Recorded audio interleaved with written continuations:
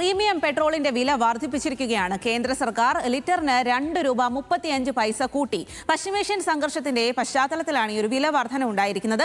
അതേസമയം സാധാരണ പെട്രോളിന് വിലയിൽ മാറ്റവുമില്ല. ശരത് ലാൽ ചേരുന്നു ഡൽഹിയിൽ നിന്നും കൂടുതൽ വിവരങ്ങളുമായി. ശരത് ലാൽ, ഇത്തരത്തിൽ ഈ ഒരു സംഘർഷം മൂർച്ഛിച്ച സാഹചര്യത്തിൽ ഒരുപാട് വിലക്കയറ്റമൊക്കെ ഉണ്ടായി. എന്നാൽ പ്രീമിയം പെട്രോളിന് ഇപ്പോൾ വില വർദ്ധിപ്പിച്ചിരിക്കുകയാണ്. ഇത് എങ്ങനെയാണ് ജനങ്ങളെ ബാധിക്കുന്നത്?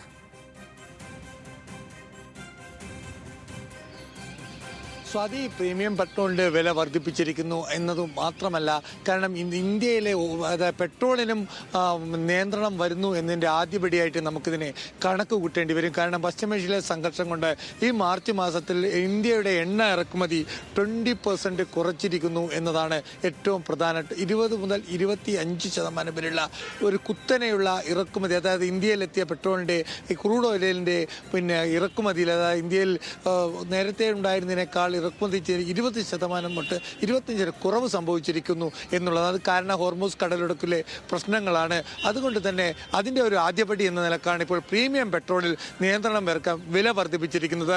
കാരണം അത് നിയന്ത്രണത്തിൻ്റെ ഭാഗമായി തന്നെയാണ് പ്രീമിയം പെട്രോൾ അത് ഉൽപ്പാദിപ്പിക്കുന്നു, അല്ലെ അതിന് മാത്രമായിട്ട് ഇറക്കുമതി ചെയ്യാൻ കഴിയാത്തൊരവസ്ഥയിലേക്ക് കാര്യങ്ങൾ വരുന്നു. ക്രൂഡ് ഓയിലിന് കൂടുതൽ സാധാരണ പെട്രോളിൻ്റെ ഉൽപ്പാദനം വർദ്ധിപ്പിക്കേണ്ടതുണ്ട്. അതുകൊണ്ട് തന്നെ പ്രീമിയം പെട്രോളിൻ്റെ 1 ലിറ്ററിന് ₹2.35 വരെ, ₹2 മുതൽ ₹2.35 വരെയാണ് വർദ്ധിപ്പിച്ചിരിക്കുന്നത്. ഇന്ത്യൻ ഓയിൽ കോർപ്പറേഷൻ്റെ പ്രീമിയം പെട്രോളിനാണ് ₹2.15, മറ്റ് കമ്പനികൾ ₹2.35 വരെ. വിവിധ സംസ്ഥാനങ്ങളിൽ വിവിധ നിരക്കാണ്. ഡൽഹിയിലും ബോംബെയിലും അല്ലെങ്കിൽ വിവിധ 10 പൈസ 15 പൈസയുടെ വ്യത്യാസം ഇനിയും വരും, GST കാര്യങ്ങളൊക്കെ വരുമ്പോൾ. അപ്പോൾ സ്വാഭാവികമായിട്ടും ഇതൊരു തുടക്കം എന്ന് നമ്മൾ കണക്ക് കൂട്ടേണ്ടി വരും. കാരണം ഇതിൽ വളരെ പ്രധാനപ്പെട്ട ഒരു കാര്യം നമുക്ക് പറയാനുള്ളത്, ഇതുവരെ നമ്മൾ മാർച്ച് മാസത്തിൽ മാർച്ച് 25 വരെയുള്ള കണക്കനുസരിച്ചിട്ടാണെങ്കിൽ നമ്മളെ ഇറക്കുമതി, അതായത് 12 കപ്പലുകൾ, ടാങ്കറുകൾ ഒരു ദിവസം എത്തിക്കൊണ്ടിരുന്നത് അത് 8 ടാങ്കറുകളായി കുറഞ്ഞു എന്നുള്ളതാണ് ഏറ്റവും പ്രധാനപ്പെട്ടത്.